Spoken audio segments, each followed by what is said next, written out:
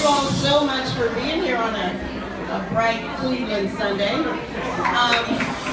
I read Barbara's book a couple of years ago, and I thought, how did we not know this story? And I guess for me, it was really important to honor her and let her know how much I love the book. So when I came here in May, we met, and I decided, we should do an event together, and here you guys all are. But I really appreciate the hard work that you put into telling the story. It's one that is baffling to me, that for those of you who aren't familiar with the story, please take a book home today and learn why our adoption laws are the way they are, and be as outrageous as I am in some respects. But I want to seriously thank Barbara for allowing me to option her book so that we can turn it into a movie. I'm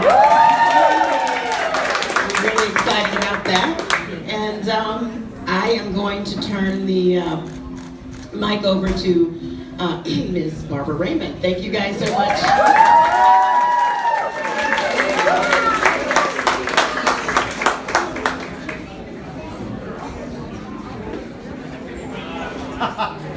I'm not great with mics, but here I am.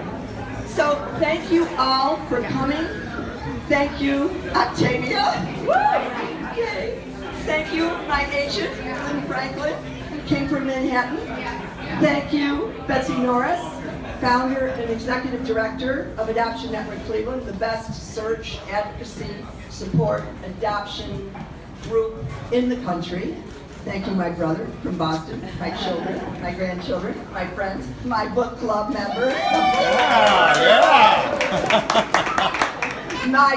I have at least one former student here, and any other students, and the Root Campaign for and doing a wonderful job, Julie and Bobby. Yay. So thank you. Now I'm going to talk just really fast. Well, I'll try not to talk too fast, but I'll tell you why I wrote the book. Years ago, in the 1990s, I wrote a lot for magazines and newspapers. And I read a story in the Cleveland Plain Dealer that had come from the LA Times. It was about a woman named Alma Sipple. And in 1945, she was a single mother, she was new to Memphis, and she was very poor. And she was walking her child. And then she went home, and there was a knock on her door. And the woman who was knocking was Georgia Tan. And you can see some pictures of her. And she said, I'm a social worker. I know a lot about children. I noticed your daughter doesn't look too good. She's sick. Alma said, well, she has a cold. This woman said, no, I know a lot about kids. She said, it's serious. She needs to see a doctor. Alma said, I have no money for a doctor. She said, let me take her to the hospital. I'll just pretend she's one of my wards. But you can't come, because if they know you're her mother, they'll charge you. 2 days later, Alma got a phone call from Georgia Tan. Georgia Tan said, your baby died. 10-month-old baby. Your baby died. Alma didn't believe her. She ran to the orphanage. She was thrown out by a big person, a big man. She went to the police station. Well, Georgia Tan was in cahoots with a political boss and the police and everybody else in Memphis. She was thrown out. She haunted graveyards, and she tried to find records in the Department of Vital Statistics. She turned to drinking. Finally, she stopped. It took her 45 years to find her daughter. And she had been flown almost immediately on a plane from Memphis to Cincinnati, Ohio, and she had been adopted by a doctor and his wife. And Alma, the reunion was okay, but there were so many years in between. It was never like it should have been. So I decided to write an article about this, and my Good Housekeeping editor said, go ahead. And we ran it, and it became the most popular article that they had ever run, except when Princess Diana gave birth to the older prince. But People sent in letters to Good Housekeeping. Some of them, you can tell, were stained by tears. And they said, can you help us find our children? So I realized there was a much bigger story behind just this one woman's story. It took me 14 years to research this book. It was very hard. All the records had been destroyed. Those that remained were locked up. And I couldn't get them even through the Freedom of Information Act. I went to Hickory, Mississippi, where the baby Sully was born. I was held down for half an hour in one home. The next place I went, a man pointed a shotgun in my face. It was not an easy road. But I knew the story had to be told. And along the way, I found out information that made the story more personal to me. I have two wonderful kids, and they are both here. They're almost the same age. The older, my daughter, is adopted. What I learned is that Georgia Tann did more than hurt the people that were around her in the South from 1924 to 1950. She continues to hurt millions of people today because she commercialized adoption, and if you look at the baby ads, it's basically Dan, Jimmy, Ray, want one of them? Babies for sale, take your pick. Even worse in a way is that to cover her tracks, she began locking up adopted people, adopted children's birth certificates, and issuing false ones that said that their adoptive parents gave birth to them. And sometimes the date of their birth was wrong, and sometimes the place of their birth was wrong. And that meant that they could not find their families. Some of them had been 12 years old when they were stolen by Georgia Tann, but they couldn't find their families. It also meant they couldn't learn their health histories. Oh. Every state in this country took up that practice. And today, still, every child who's adopted has the original birth certificate locked up. They're issued a false one that says their adopted parents gave birth to them. Adoptees have died because they cannot get access to their health records, their health histories. Now, when I wrote this book, and it came out 10 years ago, a handful of states had opened original birth certificates to adopted adults. The first one being Tennessee, which is where Georgia Tann operated.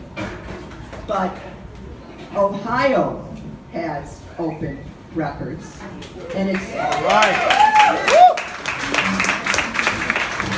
And it took 24 years for the woman I will now introduce you to open those records. Betsy Norris is an adoptee. She started a wonderful organization called Adoption Network Cleveland. She's the founder and executive director. And Betsy, I'm going to turn this over to you.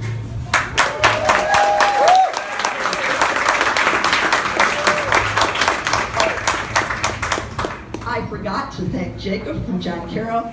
I hope I acknowledged Lynn. Did I acknowledge you? I'm sorry. I'm nervous, so my head is a little not you. As it should be. So, oh, and Val, thank you for coming here. Thank you, Barbara. What an incredible turnout. So wonderful to see so many people here. When I started Adoption Network Cleveland 30 years ago, our 30th anniversary is next month, I'm an adoptee myself, and I had no idea that it would lead me to this place to have the attention of Octavia Spencer and Barbara Raymond, really shining a spotlight on our cause. And as Barbara mentioned, I worked for 24 years to get Ohio's birth records open. I was actually born in the era before they were closed in Ohio, and then they were closed and we got them reopened. And it was an idea whose time had not yet come when we first started our efforts, and eventually the legislature caught up and agreed that that was the thing to do. So to have Octavia here is just, as I said, incredible. That we've captured her attention with our life journeys, our life's dramas. It's beyond words that I'm honored to be here. So Octavia is the second of 7 children growing up, second youngest, of 7 children growing up in Alabama knows the value of family. She knows the value of family continuity. She knows the value of identity. And she also knows what it means to work hard to create something that might have seemed impossible. As we all know from her work, her Golden Globe Award, her Oscar, she knows what it means to succeed. So thank you, Octavia.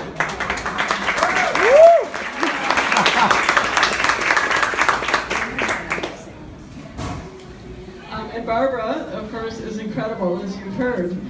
She persisted, stuck with it against great odds to uncover the story of Georgetown. She recognized that it was a story that needed to be told, had not been thoroughly researched, and that it could change the lives of many, many people to uncover it and get the word out. As an adoptive mother herself, Barbara knew what it meant what this would mean for the 4,000 families. So Barbara told one story, there's 4,000 children that Georgetown stole and placed for adoption.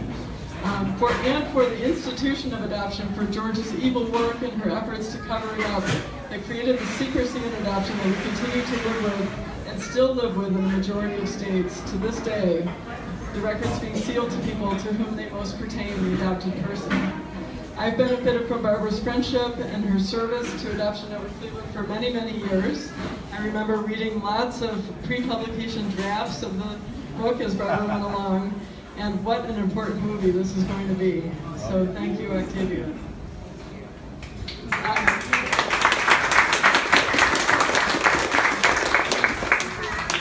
So just a couple words about Adoption Network Cleveland. We do have some information over here on the table. There's a sign-up sheet if anybody's personally touched and would like more information about the organization. As I mentioned, our 30th anniversary is coming up next month. 25 of those years we worked to open the records here in Ohio to the people that they belong to, the adoptees. We were finally successful in 2015 in getting those records open to the people that they belong to.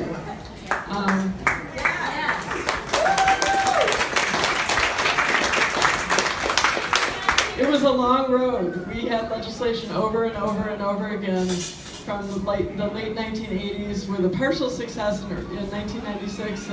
The state decided to stop by routine just sealing records and adoptions for the future adoptions, but not going back. And in 2013, we got the bill passed that went into effect in 2015 that opened 400,000 previously closed records. So that was huge.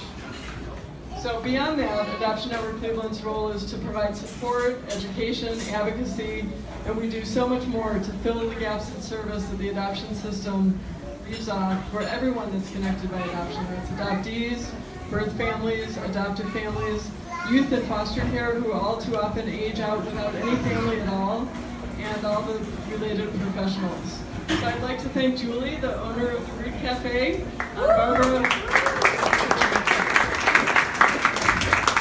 Barbara and her husband Fred are regulars here, and this is the perfect location for this event, so we really appreciate letting us take over your world. And I'd also like to thank the staff of Adoption Network Cleveland. Without them, none of this would be possible. And again, it's my joy and my honor to be here today. Thank you.